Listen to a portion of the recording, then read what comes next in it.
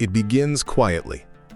A clear spring morning, windows slightly open, sunlight stretching across the kitchen floor, birdsong drifting over neatly trimmed hedges. The kettle clicks off. The air feels clean, and then someone in the house wakes up breathing through their mouth. By night 2, there's pressure behind the eyes. By day 3, someone is coughing in the hallway. By day 4, you're standing under fluorescent pharmacy lights holding a plastic bottle with a printed label promising relief. Here's the uncomfortable question. If those shelves were empty next spring, would your yard help you breathe? Because for most of English history, there were no pharmacy aisles, no antihistamine brands, no overnight shipping, no global supply chains delivering capsules by Tuesday. And yet people lived through smoke-filled cottages, damp stone houses, livestock dust, mold-prone winters, and pollen-heavy springs. They dealt with respiratory discomfort every single year. How? They didn't outsource comfort. They planted it. Today, we're walking through 10 English cottage herbs historically used for seasonal breathing support, documented in monastery physic gardens, Tudor household texts, Anglo-Saxon manuscripts, and even wartime accounts, alongside what modern research suggests about their properties. But this isn't a romantic garden tour. It's a resilience blueprint. 2 of these plants are probably growing near you already. One was leaned on during wartime shortages. And the last one, plant it once, harvest for decades. By the end of this video, you'll see your yard differently. Not as decoration, as defense. Let's start at ground level. Number 10. Thyme, the quiet foundation. Imagine England in the late 1400s. Stone pathways winding through small cottage gardens. Between the stones, creeping thyme. Every footstep releases aroma into the air. Medieval monastery records list thyme among herbs used for the chest. Tudor households infused thyme into honey syrups. Steam bowls with thyme were common during damp winters. But here's why thyme matters strategically. It thrives in neglect. Poor soil, dry soil, thin soil between rocks. Full sun, it hates wet feet. That's about it. A simple 2by 2-foot patch, 4 square feet, can yield roughly half to 1 pound of fresh thyme per season if harvested gently. Dried, that becomes multiple jars, often equivalent to $40 to $80 of organic dried thyme at retail prices. And thyme lives 5 to 7 years in one location. Plant once, harvest for seasons. Modern research suggests thyme contains thymol, a compound studied for antimicrobial and respiratory support properties. But pause for a moment. Most lawns consume resources. Thyme produces, and it grows in cracks. Foundation plants are rarely flashy. They are dependable. But now we move from ground cover to doorway protection. Number 9. Sage, the threshold guardian. The Latin name for sage, salvia, comes from *salvare, meaning to save. Not as a cure, as a safeguard. English cottage gardens often planted sage near the kitchen door, close to daily use. Accessible in winter, within reach when needed, sage tolerates average soil. It is drought-resistant. Deer tend to leave it alone. Hardy down to roughly 10 degrees Fahrenheit, sometimes lower with mulch. A mature plant about 2 feet wide can yield 1 to 2 pounds of leaves annually. Dried and stored, that can replace $60 to $120 in packaged herbal teas each year. Modern research suggests sage contains rosmarinic acid and other compounds studied for anti-inflammatory and throat-soothing properties. But here's the bigger shift. Modern medicine isolates symptoms.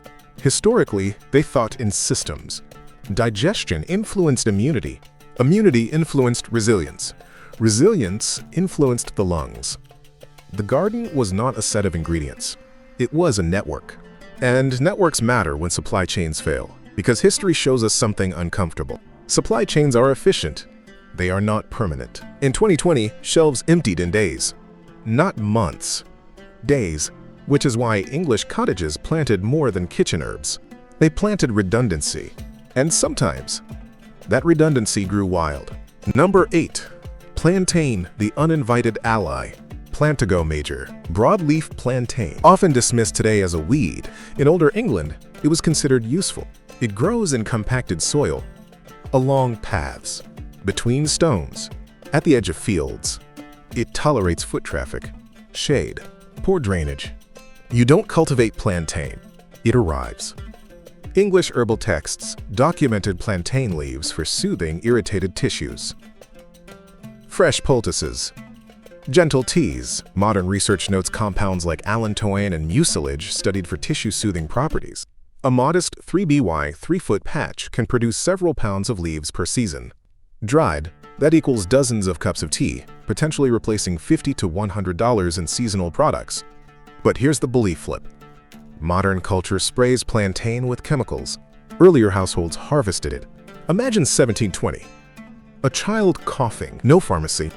A parent steps outside, harvests fresh leaves, simmer, honey, steam rising in dim candlelight. That's not nostalgia, that's resilience. And resilience expands when you plant for the margins, which brings us to a plant that thrives exactly there. Number 7. Elecampane, the clay specialist. Elecampane appears in the 10th century Anglo-Saxon remedy collection known as the *lacnunga. Tall, yellow flowers. Thick medicinal root, traditionally candied in honey, or simmered into decoctions for the lungs. But here's what makes elecampane strategic. It thrives in heavy clay. Wet soil, marginal land, places where food crops struggle. 4 to 6 feet tall. Once established, it can live a decade or more. From one mature plant, you can harvest 1 to 3 pounds of root every couple of years. Dried root often retails for $20 to $40 per pound. Modern research suggests elecampane contains inulin and sesquiterpene lactones studied for respiratory support. But think strategically. Defense plants should not compete with food crops for premium soil. Elecampane uses what would otherwise go unused. That's layered design. And layered design becomes even more powerful when plants serve multiple functions. Number 6. Rosemary. Aroma as architecture. Rosemary has been associated with remembrance, cleansing, and air purification for centuries. In England, rosemary was hung indoors during winter and burned in sick rooms. It prefers sun and well-drained soil. In mild climates, it can live 10 to 20 years. In colder areas, grown in pots and overwintered indoors. A mature shrub can produce 2 to 4 pounds of sprigs annually. Retail equivalent? $100 to $300 per season. Modern research suggests rosemary contains cineol and other aromatic compounds studied for respiratory comfort and cognitive clarity. Pause. One plant. Culinary seasoning. Fragrance. Steam inhalation herb. Pollinator support. Multiple outputs. Minimal input. That's infrastructure thinking. But now the tone shifts, because halfway through this list, we move from helpful to strategic. History is not calm. There were plagues, there were blockades, there were wars. During World War I and II, Britain faced shipping disruptions. Imported botanicals became scarce. Local plants mattered again, which brings us to something symbolic and functional. Number 5. Hyssop, clean air and clean conscience. Hyssop appears in Psalm chapter 51. Purge me with hyssop and I shall be clean. In medieval English gardens, hyssop lined doorways and walkways. It tolerates drought, poor soil, neglect. Flowers attract pollinators. A mature clump can produce around 1 pound of usable aerial parts annually. Modern research suggests hyssop contains volatile oils studied for antimicrobial and soothing properties.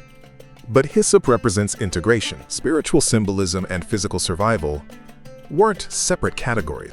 The garden connected them, and that integration builds psychological resilience too, because comfort is not just physical, it's emotional.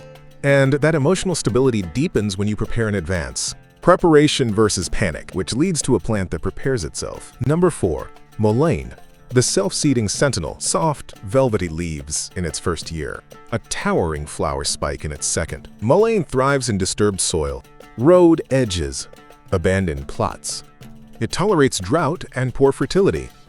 Historically, mullein leaves were dried for teas and steam infusions. Modern research notes saponins and mucilage studied for soothing respiratory tissues.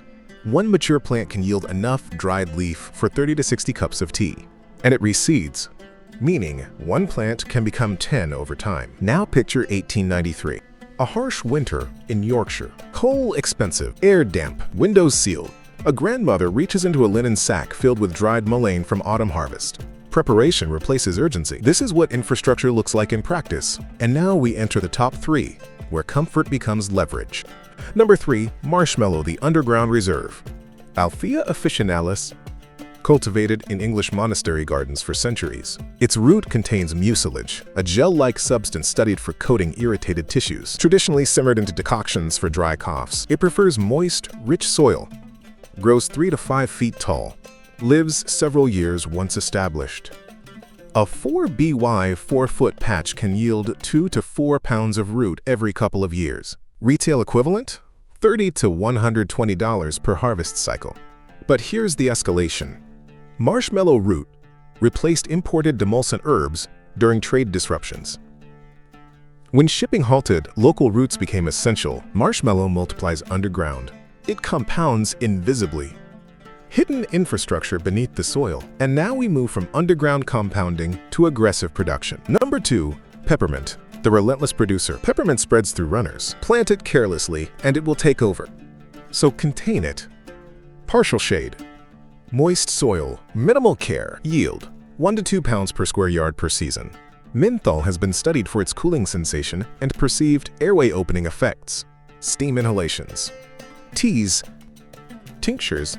A 3 by 3 foot contained bed could represent $100 to $200 in retail equivalent annually, and it returns every year. Low cost, high output, reliable. But peppermint still isn't the long-term wealth builder. That belongs to the boundary plant. Number 1, elder, the hedge that pays you back. Elder lined English hedgerows for centuries. It marked property lines, fed wildlife, supported households. It tolerates average soil, cold winters, and partial shade. Plant once. Produce for 20 to 30 years. A mature shrub may yield 10 to 15 pounds of berries annually. Retail prices often range from $5 to $10 per pound. That's $50 to $150 per shrub per year. Flowers in early summer, berries in late summer. Modern research suggests elderberries contain anthocyanins studied for immune support and seasonal wellness. But elder is more than syrup. It becomes a hedge, a windbreak, a privacy screen, a pollinator habitat, a food source, a medicine cabinet. Microstory, early 1800s. Devon, a widow plants elder along her boundary. For 25 years, she harvests flowers and berries. Trades with neighbors. One planting, decades of return. Decoration fades. Infrastructure compounds. Now step back. Thyme in cracks. Sage by the door. Plantain underfoot. Elecampane in clay. Rosemary by the wall. Hyssop by the path. Mullein at the edge. Marshmallow underground. Peppermint contained. Elder on the boundary. This is not random gardening. It is layered design. Here's the 4-layer breathing resilient system. Layer 1, fast winds. Thyme. Peppermint. Plantain. Layer 2, soothing anchors. Mullein. Marshmallow. Sage. Layer 3, perennial insurance. Rosemary. Hyssop. Elecampane. Layer 4, legacy hedge. Elder. Layered. Seasonal. Compounding. Most people think respiratory comfort is something you buy. Historically, it was something you grew. Modern convenience says outsource. Continuity says plant. Look at your yard. Is it costing you money every year? Or paying you back? Because breathing comfort is not just about lungs. It's about sovereignty. If shelves empty, if prices spike, if shipping stalls, do you panic or do you harvest? It begins with a quiet morning, and it stays that way when you plan for it.